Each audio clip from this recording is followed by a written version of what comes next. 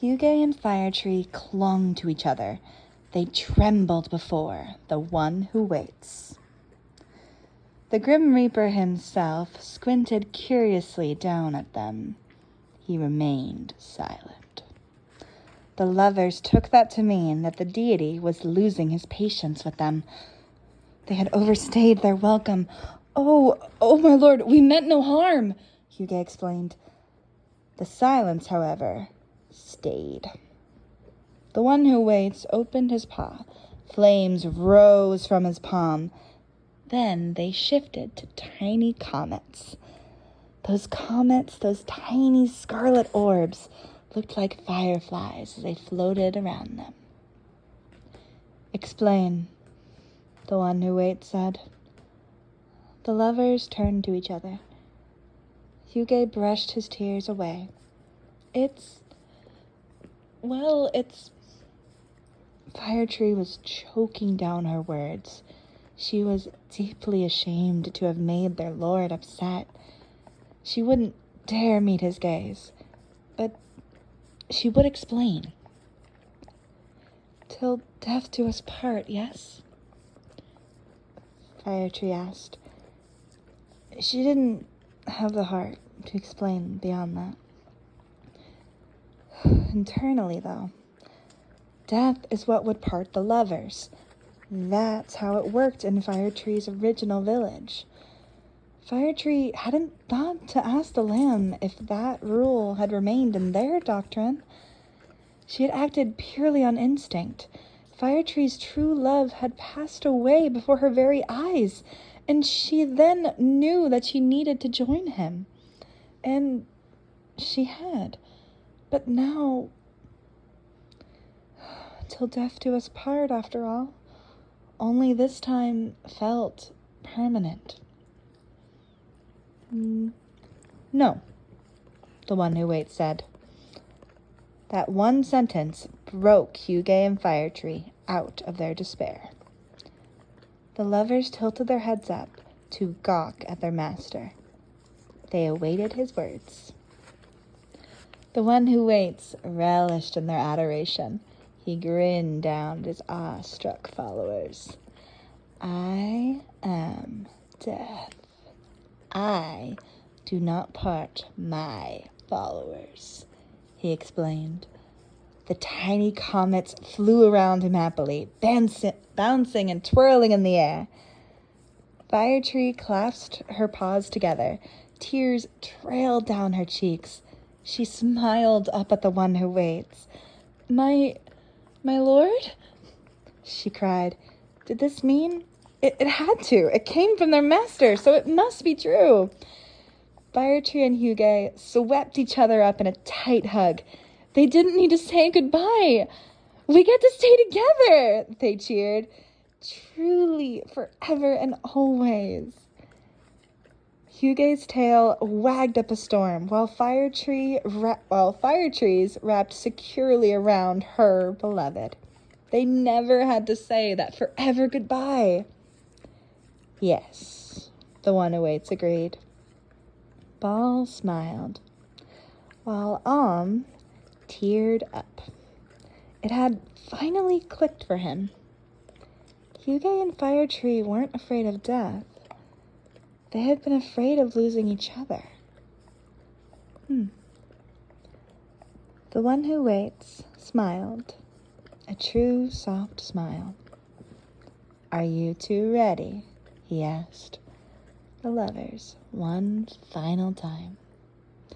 Huege and Firetree faced each other. Firetree placed her paws on Huge's cheeks. Huege rested his paws on Firetree's face. The two locked eyes. They were ready. Yes, the lovers said together. From the sands and clouds of the gateway, camellia flowers and a rush of dark wood's lush green came and swarmed around Huege and Firetree. The lovers closed their eyes. They hugged each other tight and they started to laugh. The comets flew around them happily. Then those same little fireflies along with the camellias and the darkwood green, came together and took Huege and Firetree away. That memory faded away. The only thing that remained were 2 camellia flowers that were floating down to the ground. The lamb reached out and caught the camellias. The lamb smiled tearfully down at those scarlet petals. Huege and Firetree. They were together. They were safe. Even in death, they would always be together. Lamb brought the soft flowers to their face. Lamb's heart had leapt to their throat. For the first time since they had woken up, Lamb felt a deep sense of relief. They were safe. Lamb closed their eyes and cried into those red petals.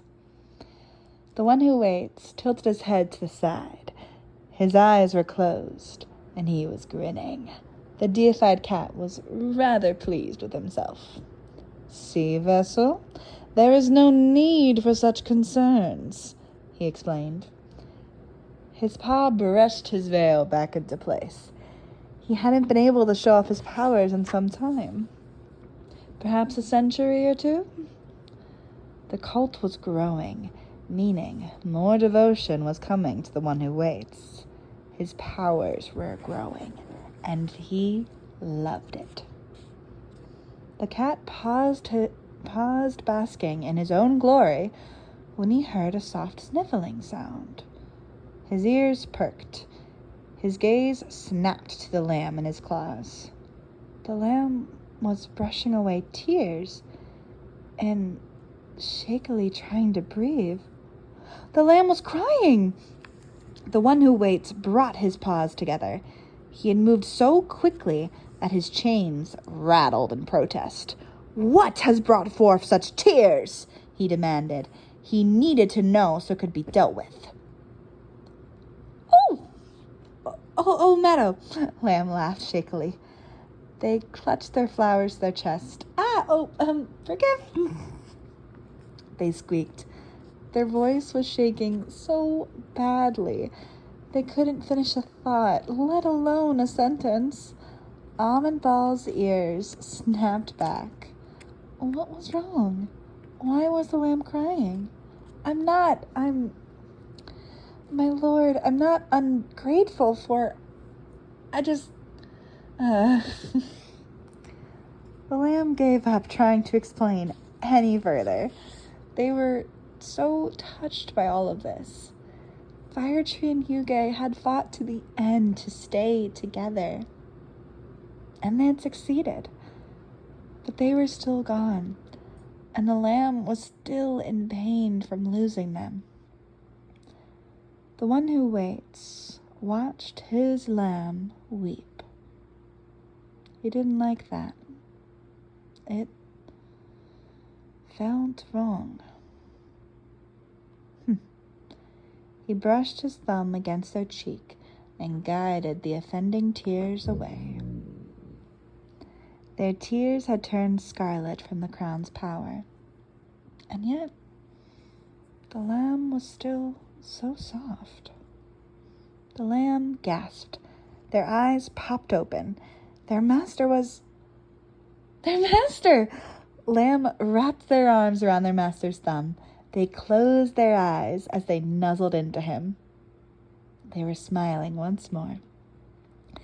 It had been years since someone had wiped away the lamb's tears. Lamb's tail wagged happily. Their master really did care for them. The one who waits stared down at the lamb. He was stunned by this strange creature. So, in awe and confusion, he simply watched the little lamb. The lamb nuzzled into the skeletal hand. Lamb's master was surprisingly warm. Lamb hummed happily. Their master brushed his thumb against the lamb's forehead. The lamb froze. They were touching their master. They were hugging him. Sorry, master, They leaned back and pushed their master away. Lamb's whole body had shook. Their cheeks flushed a lovely pink, and the tips of the lamb's ears matched that same lovely hue. Lamb scooted to sit in the center of their master's palm, safely away from the thumb. Lamb felt very rattled by this whole experience. Finally, the lamb found their voice. I'm, really not, used to being touched, the lamb explained shyly. Their shoulders were hunched up, and their eyes were downcasted. They focused once more on the ends of their master's veil. The adrenaline shooting through the lamb's system rapidly caught their mind up to all that had just occurred. Their questions, Lamb's lost love, pleading for Huege and Firetree, and then their master revealing the lovers' fate. Wait a beat. The lamb froze. Their jaw dropped. Lamb's eyes snapped up to their masters. You knew about Huege and Firetree this whole time? The lamb shrieked. The one who waits simply smiled. He chuckled. Lamb's ears flew up in outrage. This only made the one who waits purr louder. Oh, his little lamb is so precious. His third eye winked down at them. You asked if I could bring them back together, he playfully reminded the lamb. His smirk widened. You never asked if they already were. The one who waits hadn't misspoke or lied. The lamb had simply asked the wrong questions. The cat purred happily. He was very pleased. You! Lamb's eyes flashed scarlet. Their master had known about Huege and Firetree, and he couldn't have just said that? No, he had to ask about the lamb's past. He had to pretend not to know. Their master had been playing with them this whole time. The one who waits closed all three of his eyes. He smiled down at the lamb. Time to go to your cult vessel, he hummed happily. The lamb shrieked in rage as the one who waits sent them away.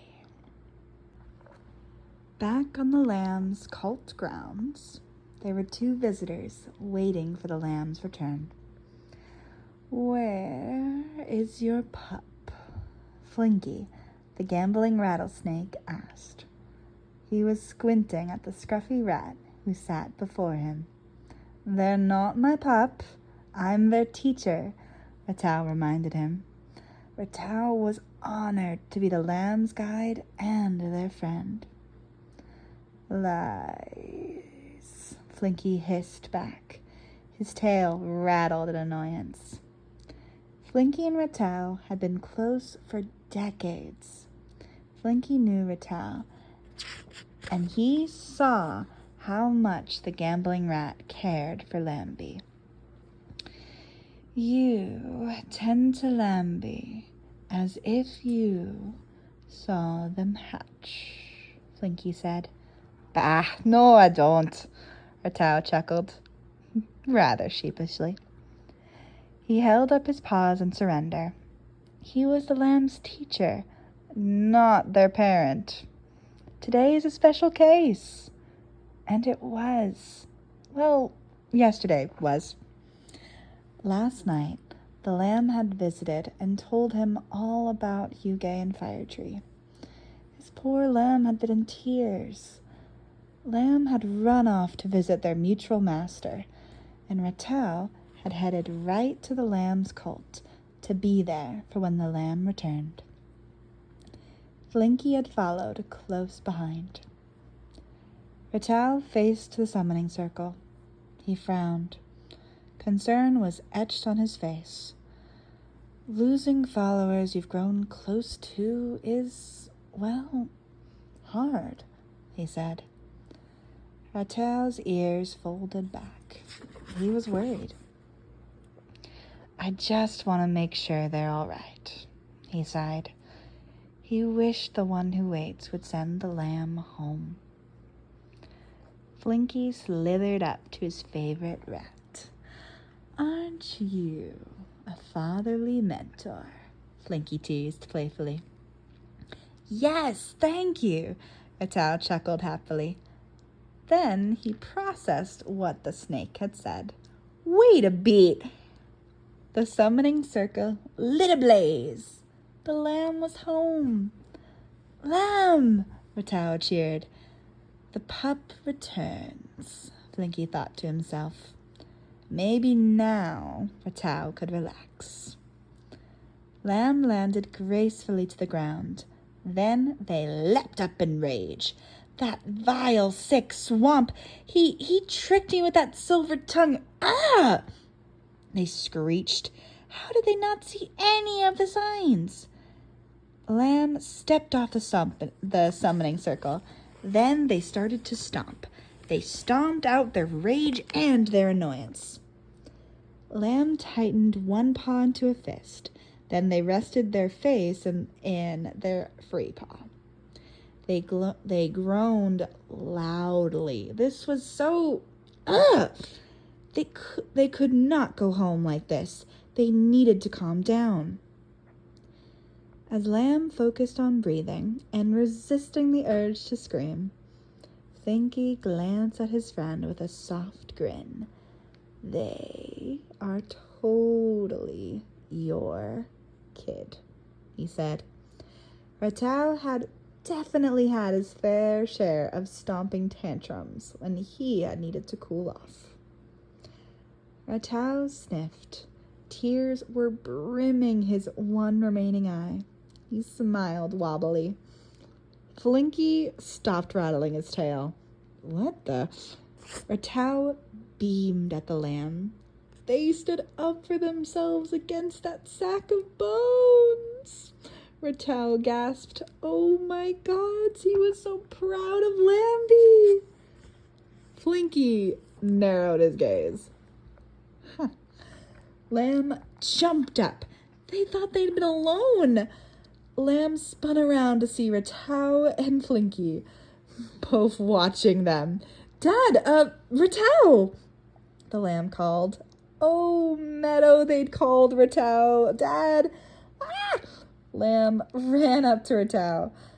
Oh my, Ratel, why are you crying? The lamb asked.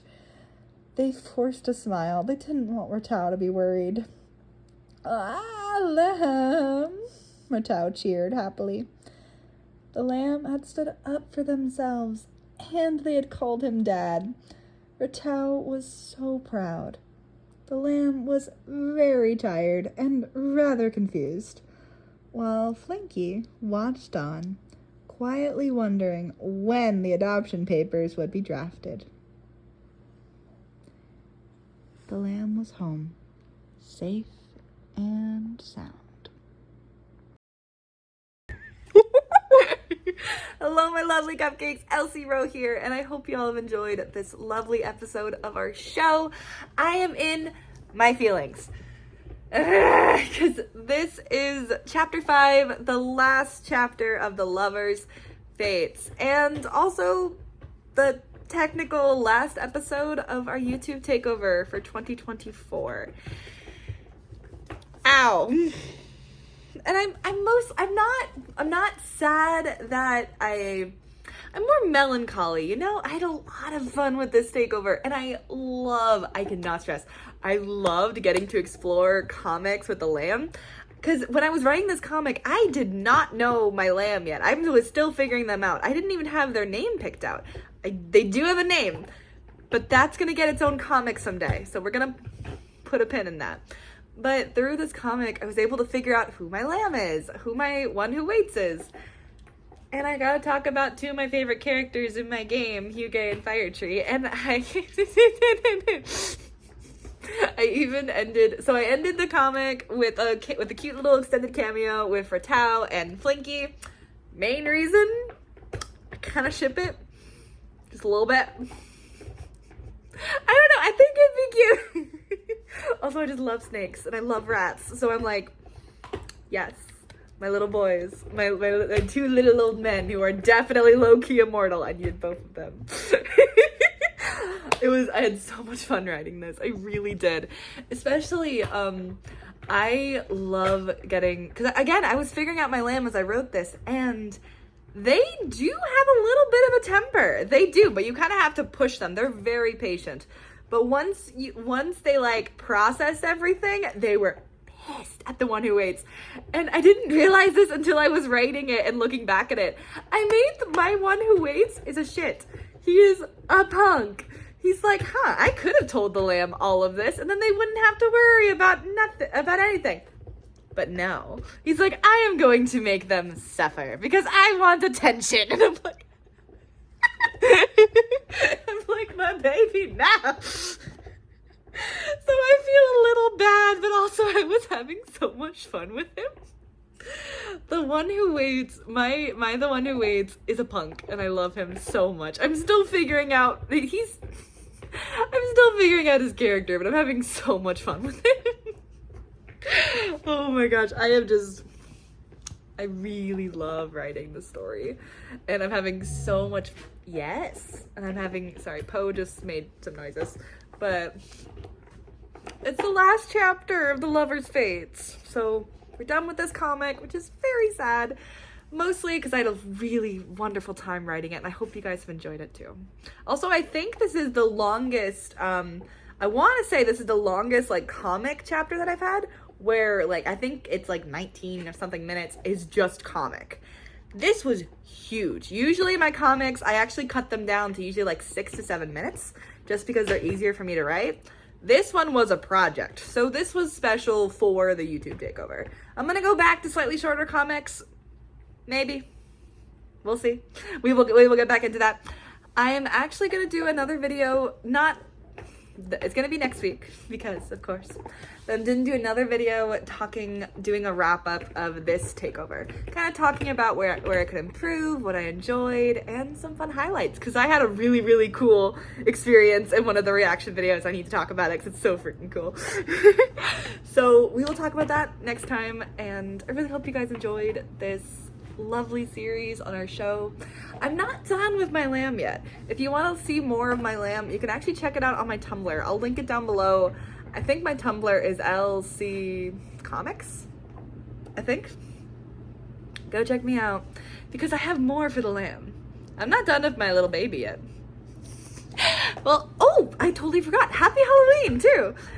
I was so happy I got this video. I was worried I wouldn't be able to get this video up on time, but I did, because I'm awesome. And my puppy decided to wake me up at 3 a.m. this morning.